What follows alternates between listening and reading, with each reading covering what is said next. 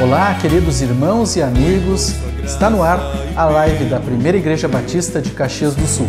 Estamos transmitindo a nossa mensagem de paz, de esperança, de força, via Facebook e YouTube. Queridos amigos e irmãos, e especialmente para ti que está visitando aqui a nossa página pela primeira vez, está participando aqui da nossa celebração pela primeira vez. O Salmo 77:2 diz assim: quando estou angustiado, busco o Senhor. De noite, estendo as mãos sem cessar. A minha alma está inconsolável. Muitas vezes nos encontramos assim, inconsoláveis, angustiados, e precisamos buscar ao Senhor sem cessar, precisamos buscar ao Senhor com mais força ainda. Mas como fazer isso se estamos nos sentindo sem forças? Como fazer isso se estamos nos sentindo desmotivados, sem esperança? Falo isto porque é esta a realidade de muitas pessoas e pode ser a tua realidade também. E eu quero dizer o seguinte, meu amigo e meu irmão, é por isso que nós estamos aqui, é por isso que transmitimos esta palavra, para te trazer um renovo na tua esperança, um renovo nas tuas forças espirituais, na tua força emocional, te desejando que a graça e a paz de Jesus estejam contigo. Te convido a orar e te convido a permanecer na nossa live até o final dela, rogando a Deus que te abençoe e abençoe a toda a tua família e que a tua força esteja renovada no Senhor. Te convido a baixar a sua cabeça agora, a fechar os teus olhos. Nós vamos estar orando e depois de orar, seguimos cantando em louvor ao nosso Deus. E também neste momento de música, neste momento de cantar em louvor ao nosso Deus, eu te convido a abrir o teu coração para que tu ouças a mensagem da palavra do Senhor. Te convido a orar então a partir desse momento.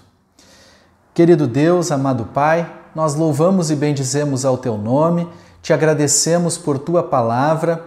Como lemos aqui, ó Deus, o salmista, ele expressou a sua angústia e expressou que estava inconsolável na sua alma. Mas nós sabemos que toda angústia e toda falta de consolo são passageiros.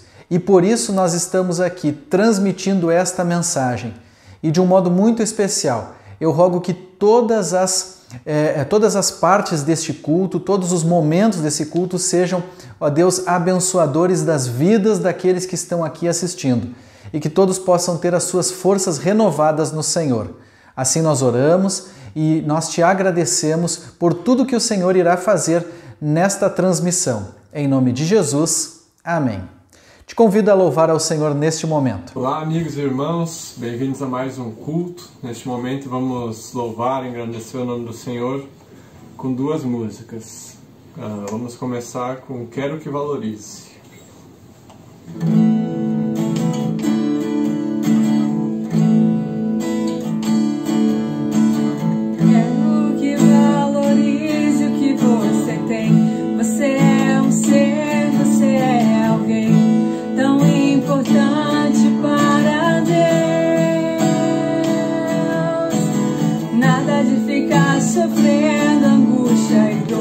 Deixe seu complexo interior, dizendo às vezes que não é ninguém. Eu venho falar do valor que você tem. Eu venho falar do valor que você tem. Ele está em você, o Espírito Santo se move em você. Até com gemidos inexprimíveis, inexprimíveis.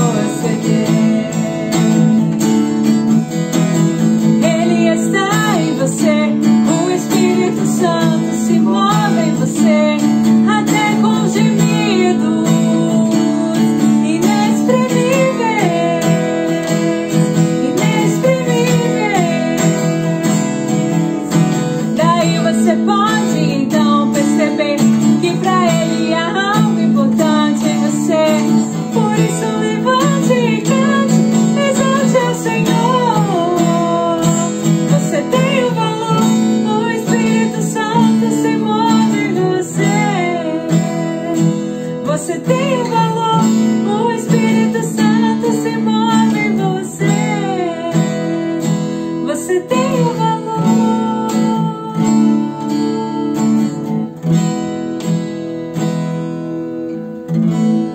Amém. Vamos continuar louvando o Senhor agora com a música Ainda que a Figueira.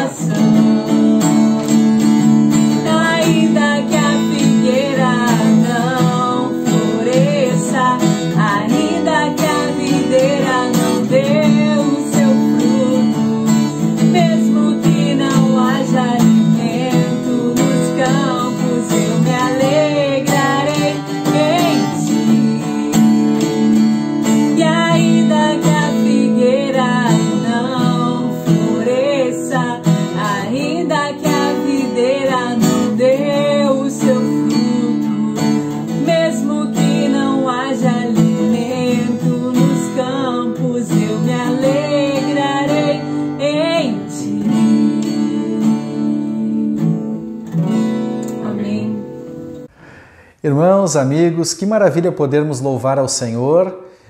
O louvor agrada a Deus e agrada a nossa alma também, nos faz estarmos mais cheios de esperança, renovados e nos faz estar com o coração mais abertos para aquilo que o Senhor tem a nos dizer. E irmãos, amigos, vocês que estão assistindo a nossa transmissão, talvez pela primeira vez, quero trazer a todos vocês uma palavra de renovo das suas forças, renovo da sua esperança. Porque muitas vezes nós precisamos, sim, motivar uns aos outros. E como é bom sermos motivados pela palavra do Senhor. A palavra do Senhor, ela nos motiva a continuarmos perseverando, a continuarmos com paciência, porque a palavra do Senhor, ela não passa a mão na nossa cabeça, ela não nos dá uma falsa esperança, ela nos mostra a nossa realidade, nua e crua, como somos. Ela mostra que vivemos em dificuldades, mas que podemos sair delas, que podemos viver com esperança, que podemos viver com uma serenidade. E muitas vezes é necessário que a gente tenha uma palavra que nos motive a buscar ainda mais força no Senhor. E é por isso que nós estamos aqui. É por isso que nós transmitimos a mensagem da palavra do Senhor com toda a clareza e com sempre um ânimo, trazendo a todos os irmãos o ânimo que a fé produz na vida das pessoas. E a fé, de fato, ela tem uma produção especial de um novo ânimo e de sempre reanimar as nossas vidas para nos manter em pé, especialmente nos dias mais difíceis, quando passamos as maiores perplexidades, as maiores perdas. A palavra de Deus, ela consegue ir aonde nenhuma outra palavra motivacional consegue ir. A palavra de Deus, ela consegue penetrar o nosso coração, consegue penetrar até a nossa alma, ela é viva e eficaz. E, queridos irmãos, lá em 2 Coríntios capítulo 4, versículo 18, nós lemos assim e aprendemos algo bem interessante. Assim, fixamos os olhos não naquilo que se vê, mas no que não se vê. Pois o que se vê é transitório, mas o que não se vê é eterno. Chega a dar um trocadilho de palavras aqui interessante, quase que eu me confundi. Mas o que o texto quer nos dizer aqui, basicamente, é que a palavra de Deus, ela nos motiva com aquilo que é eterno. Ela nos faz nos manter de pé nesta vida perecível que temos, sabendo que em Jesus nós observamos e contemplamos a eternidade e viveremos na eternidade com o nosso corpo glorificado, ou seja, um corpo que não vai sofrer, uma vida que não vai passar as dores, uma vida que vai ser de total contemplação do Senhor e de total bênção na sua presença. Então, esta palavra que eu quero trazer para os irmãos, ela é uma palavra de esperança e de fortalecimento para as nossas vidas e de uma convicção, de uma certeza de que podemos, ainda que perplexos, como foi lido aqui, ainda que na dificuldade, como muitos de nós estamos passando, ainda assim nós podemos fixar os nossos olhos naquilo que é eterno. E por isso eu te convido então a ler a continuidade do texto. Eu li 2 Coríntios 4,18, mas quero ler agora a continuidade, 2 Coríntios, capítulo número 5, dos versículos de 1 a 10. 2 Coríntios 5, de 1 a 10. Esse é o texto que eu te convido a acompanhar a nossa leitura aqui na nossa transmissão, que diz assim: sabemos que, se for destruída a temporária habitação terrena em que vivemos, temos da parte de Deus um edifício, uma casa eterna nos céus, não construída por mãos humanas. Enquanto isso, gememos, desejando ser revestidos da nossa habitação celestial. Porque, estando vestidos, não seremos encontrados nus. Pois, enquanto estamos nesta casa, gememos e nos angustiamos, porque não queremos ser despidos, mas revestidos da nossa habitação celestial, para que aquilo que é mortal seja absorvido pela vida. Foi Deus que nos preparou para esse propósito, dando-nos o Espírito como garantia do que está por vir. Portanto, temos sempre confiança e sabemos que, enquanto estamos no corpo, estamos longe do Senhor, porque vivemos por fé e não pelo que vemos. Temos, pois, confiança e preferimos estar ausentes do corpo e habitar com o Senhor. Por isso, temos o propósito de lhe agradar, quer estejamos no corpo, quer o deixemos. Pois todos nós devemos comparecer perante o tribunal de Cristo, para que cada um receba de acordo com as obras praticadas por meio do corpo, quer sejam boas, quer sejam más. Então, irmãos, diante do que nós lemos e diante de tantas dificuldades que nós passamos na vida, Inclusive, nós estamos vivendo um tempo em que os números estão nos mostrando a partida de pessoas jovens, pessoas das mais diversas idades, das mais diversas profissões, pessoas que aparentemente estão saudáveis e estão partindo tão cedo, diante também de outras dificuldades da vida, de outros problemas, diante do que nós estamos observando, daquilo que Jesus já nos explicou, já nos ensinou no seu Evangelho, de que o amor estaria se esfriando, diante de que tantas coisas registradas na Palavra de Deus como cuidados que devemos ter com respeito à maldade na terra, enfim, tudo isso nós estamos observando. E em meio a tudo isso, em meio à vida que temos, em meio ao chamado mundo que vivemos e também a composição mundana, todas as coisas que sobrevêm sobre nós, eu faço uma pergunta a todos vocês, e diante disso que nós lemos aqui em 2 Coríntios 5, como ter serenidade em meio a todos esses desafios e dificuldades da vida? Em primeiro lugar, lembre-se, nós vivemos uma vida com lutas, convictos da vida sem lutas. Esta é a realidade presente no coração do cristão e presente no cerne do Evangelho.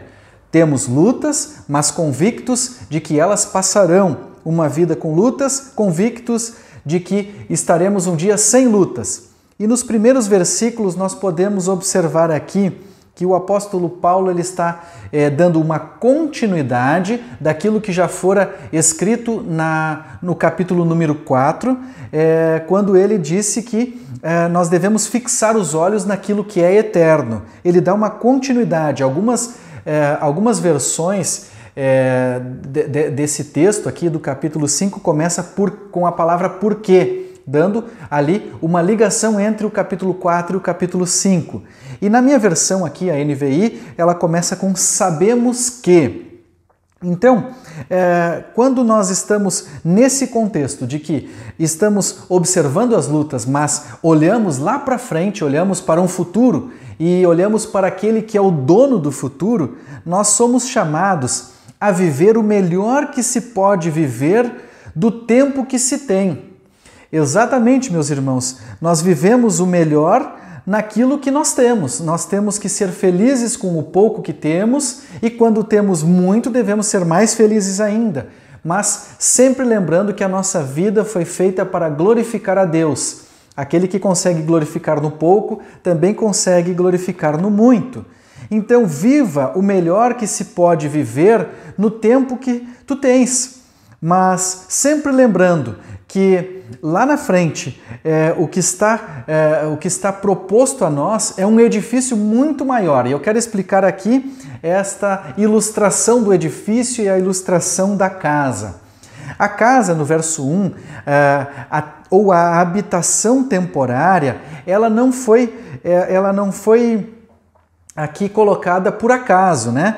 O apóstolo Paulo ele usa estas ilustrações para nos mostrar sobre a brevidade da vida e sobre a questão que somos passageiros. E ele usa então ali a ilustração da casa. E ele também vai falar de um edifício ou uma casa muito maior que não foi feita por mãos humanas.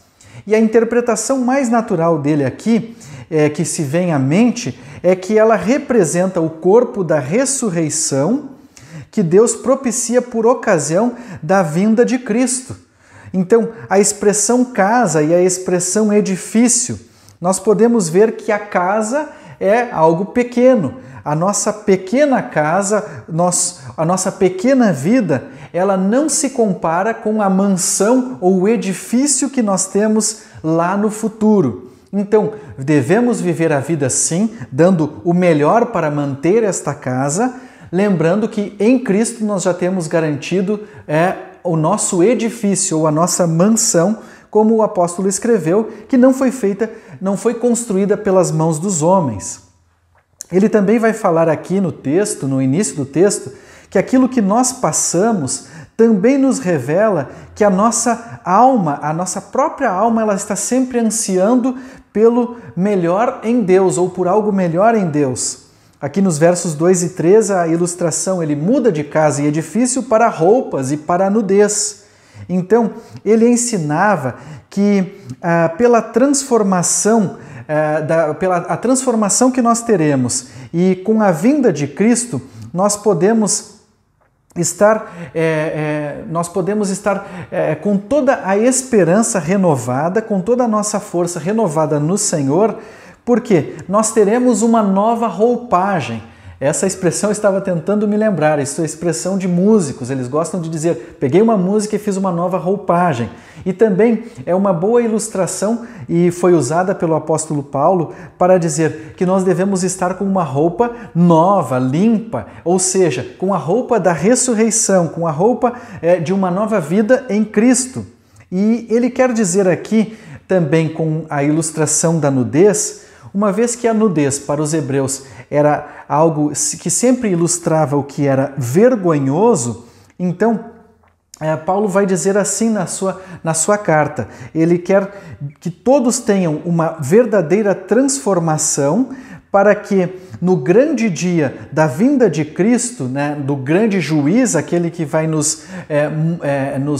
aquele que é o nosso advogado no tempo de hoje e aquele que vai nos julgar conforme os nossos atos, ele está querendo nos dizer assim, olha, diante desse grande juiz, nós não podemos estar desprovidos da sua justiça, não podemos nos encontrar envergonhados e rejeitados como indignos no reino de Deus. Então, nos versos 2 e 3, as ilustrações mudam, sai de casa e edifício, do verso 1, para as roupas e a nudez, justamente para nos mostrar que a nossa vida, ela tem como ser mudada, ela tem como ser melhorada. E ele vai aqui concluir no verso 4, mostrando a todos nós que nós podemos ter uma vida melhor quando esperamos em Jesus. E por que ele vai nos dizer isso? Porque ele usa a expressão gemer. E nós sabemos, meus irmãos, que o tempo da vida é o tempo de gemer. Mas, quando ele usa o termo gemer aqui, ele quer nos mostrar que essa palavra ela nos mostra que estamos esperando com ansiedade. Ou seja, não é só gemer por problemas, não é só gemer por termos situações difíceis na vida. Como eu disse, nós vivemos num tempo de gemer, vamos viver com dores, vamos viver com situações difíceis, mas quando ele está nos dizendo aqui que no verso número 4, nós gememos e nos angustiamos, o termo aqui grego sendo aqui traduzido para nós, ele vai nos mostrar que nós esperamos com ansiedade. Ou seja, o cristão ele vive bem, mas ele sempre espera com ansiedade. E o apóstolo vai comentar aqui que é melhor ser glorificado com a volta de Cristo do que passar pela morte.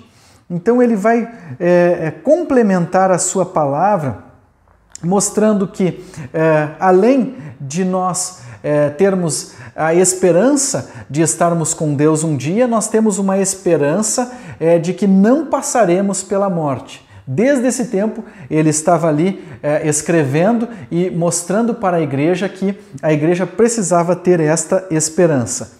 Então, em primeiro lugar, nós vivemos uma vida com lutas, convicto da vida sem lutas, com a esperança de não passar pela morte, mas se passarmos, a nossa vida eterna já está garantida no Senhor. E em segundo lugar, como ter serenidade em meio a tantas dificuldades e angústias que passamos, a tantos desafios da vida? Compreendendo a motivação da confiança registrada por Paulo. Compreenda o motivo da tua confiança. Dos versos de 5 a 7, nós vemos aqui ele nos mostrando as garantias de Deus que nos fazem compreender a real motivação que o cristão tem para confiar. Deus nos abençoou e nos garantiu, como filhos, que de todas as coisas que vão acontecer, que Jesus, ele realmente não só veio, como virá, e também que o seu Espírito Santo está conosco. O Espírito Santo é, essencialmente, o Espírito que pertence ao reino de Deus, o Espírito da era da nova criação. Ao enviá-lo para o seu povo, Deus deu a entrada e o sinal de pagamento da totalidade de sua salvação. E dessa forma, houve uma garantia de que todo o restante se seguirá. Então, o Espírito Santo de Deus, na vida do crente, lá em Efésios 1,13, a palavra vai nos registrar que ele é um selo, ele é uma garantia, ele é quem nos dá toda a motivação de confiança que nós precisamos ter para viver e viver realmente confiantes, não só com uma esperança lá no futuro, mas com uma esperança presente todos os dias. Compreendendo o motivo da nossa confiança, é bom lembrar que a nós cabe viver realmente crendo, celebrando, tendo a convicção ou a certeza de que estaremos com Deus.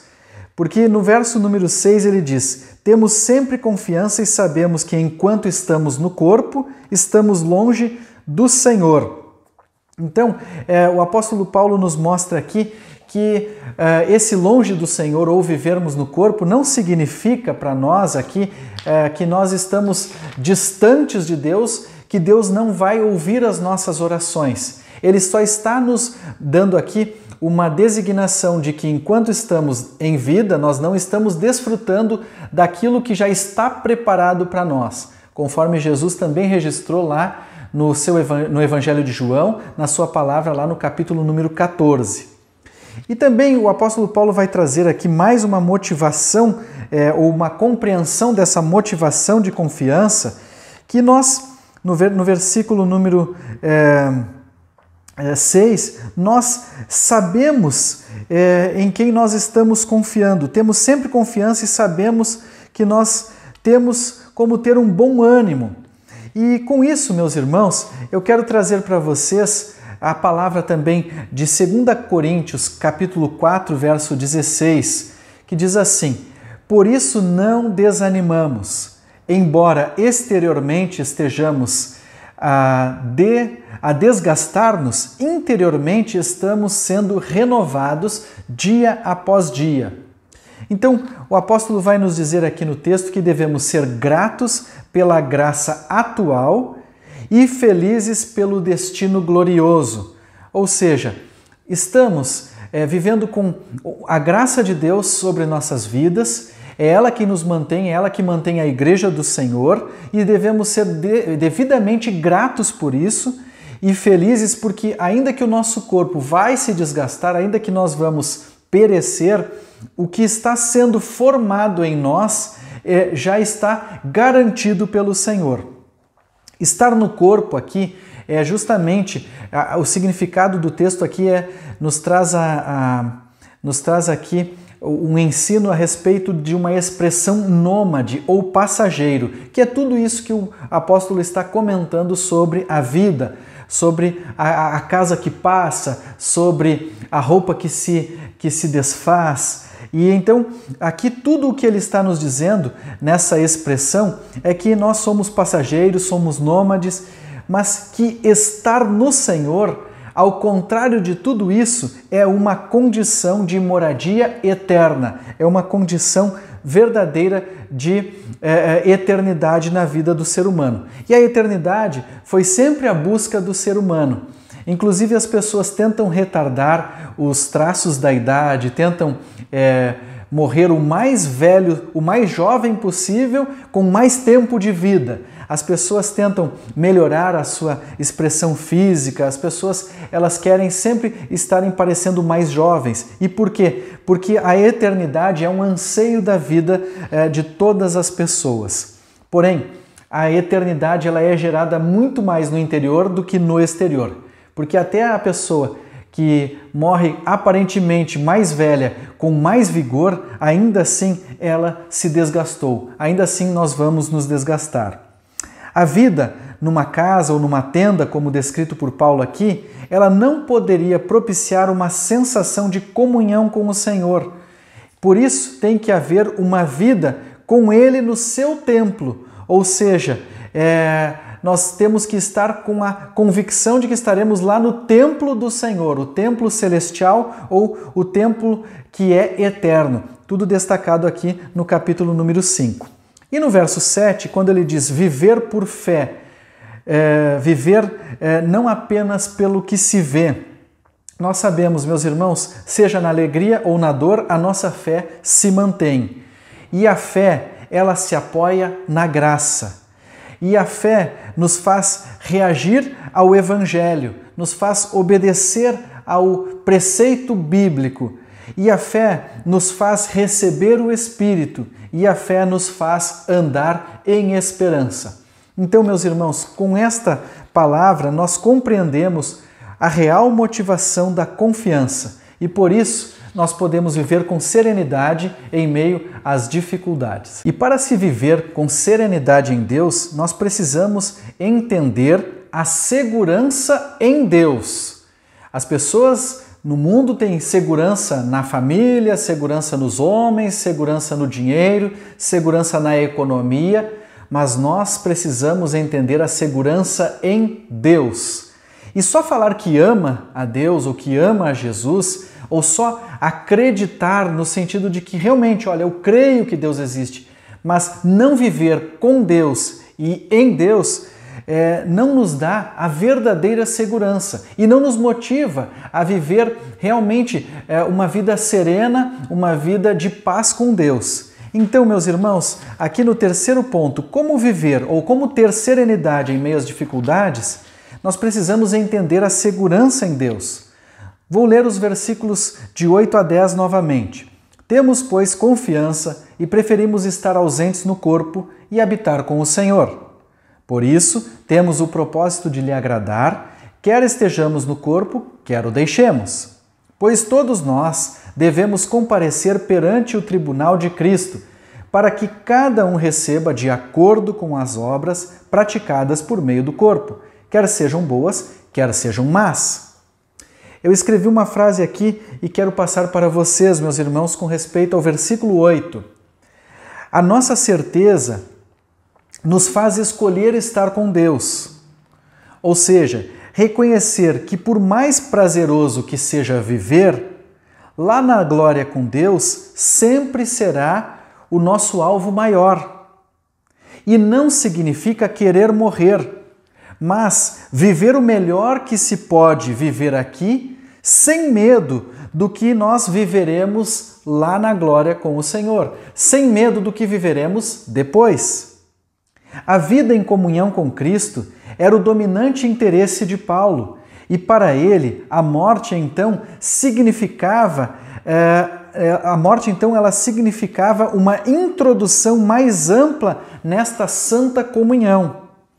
Mas muito mais do que a morte era a expectativa da vinda de Cristo, porém sem medo da morte. Isto pode significar apenas que para Paulo a vida é Cristo e a morte é mais Cristo. E assim também para o cristão a vida é Cristo e a morte é mais Cristo. Ou seja, estaremos seguros na sua presença e de maneira eterna. Temos como alvo uma vida plena que agrada a Deus, uma vida obediente, uma vida piedosa, uma vida combatente da religiosidade, uma vida amável com o próximo, uma vida que celebra. Eu escrevi esta frase para destacar o versículo número 9. Então, o nosso propósito é agradar a Deus. Sim, o nosso propósito de vida é essa vida plena que realmente agrada ao Senhor, que é obediente, que é piedosa, que combate a religiosidade. É uma vida que é amável com o próximo, uma vida que celebra. Eu fiz questão de repetir isto porque, meus irmãos, nós podemos viver celebrando, viver amando o que o Senhor já nos concedeu aqui, mas sempre com o foco principal naquilo que teremos na glória com o Senhor. Temos como alvo, ou nos esforçamos, significa que nós fazemos disso a nossa ambição. O termo aqui descrito na palavra temos como alvo significa, traduzido do grego, fazer disso a nossa ambição. Então que tenhamos uma boa ambição de sempre viver agradando ao Senhor e viver com o foco lá na nossa vida glorificada com o Senhor. Agradar ao Senhor, esteja vivo ou morto, é uma boa ambição, pois a vida da ressurreição é um dom de Deus, como também a vida no tabernáculo ou na casa, a vida que nós temos aqui, ela é uma vida que deve glorificar a Deus. E, meus irmãos, o versículo final nos diz que um dia nós daremos conta ao Senhor sobre a nossa fé e a nossa conduta. Diz aqui o texto, por meio do corpo, ou seja, por meio da vida.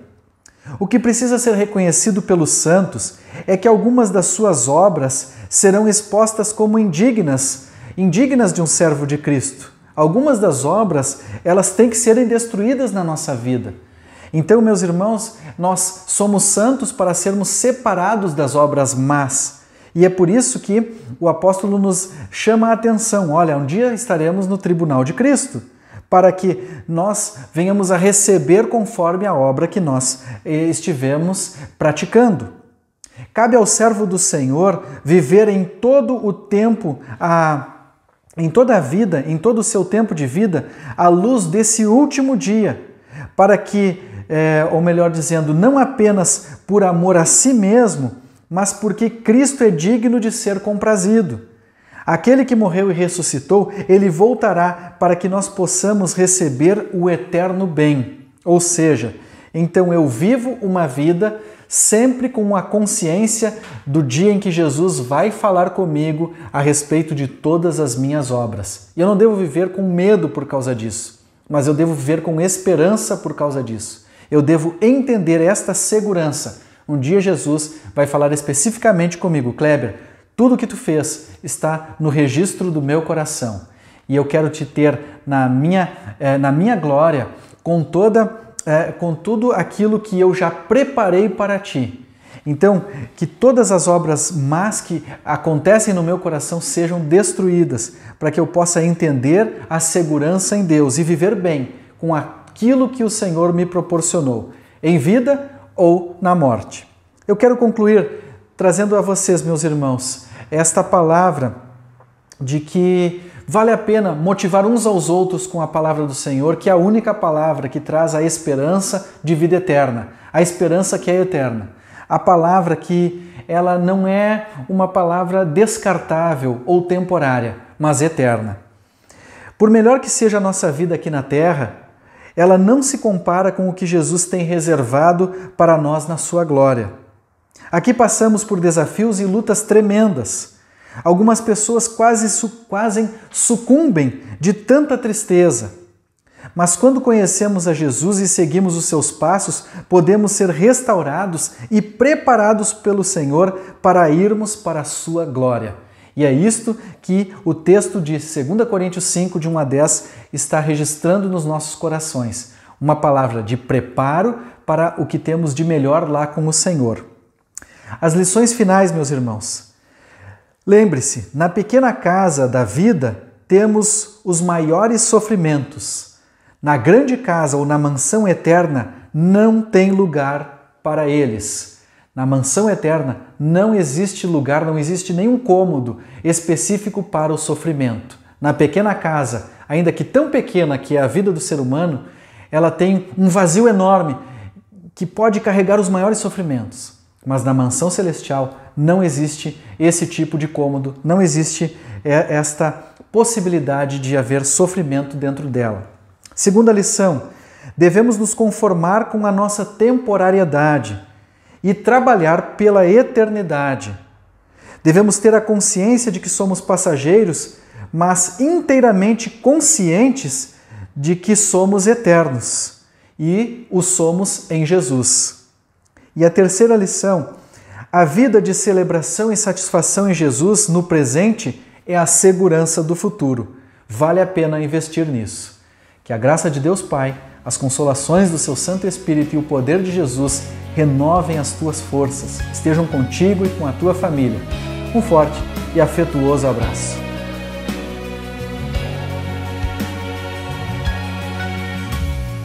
Foi por sua graça e pelo poder do Espírito